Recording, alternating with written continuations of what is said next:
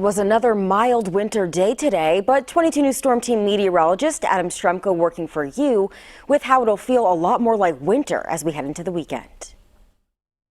Well, we've had some pretty mild temperatures this winter, and this is typically the coldest time of the year. And it's going to get cold and it's going to get windy as we head into the weekend. We're not really talking about record-breaking cold, but cold air is going to be working down out of Canada tomorrow and especially on Sunday.